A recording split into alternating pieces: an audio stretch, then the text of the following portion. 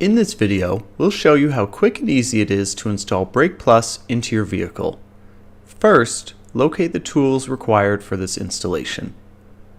Locate your third brake light access panel. Remove your third brake light access panel. Locate your third brake light wiring harness. Unplug if necessary. Now, locate your positive and negative wire. Now, take the T-tap, clamp it into the ground wire, and make sure the T-tap snaps and locks. Locate the positive wire and cut.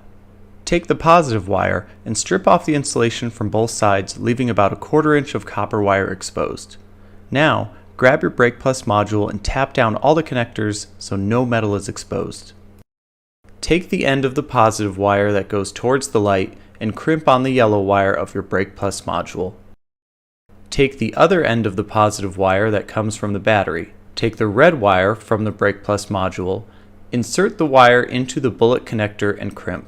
Now locate the T-tap you previously installed on your ground wire. Insert the black wire into the T-tap until you hear it snap. Now that your Brake Plus module is correctly installed, properly stow away the module into the vehicle and reinstall your access panel, then close the rear hatch. Now that you're done with your installation, let's make sure your third brake light is working properly. Have someone hit the brake while you stand behind the vehicle. Your third brake light should pulse 4 times every time they hit the brake. Thank you for watching this video and for your purchase of Brake Plus. Be safe out there.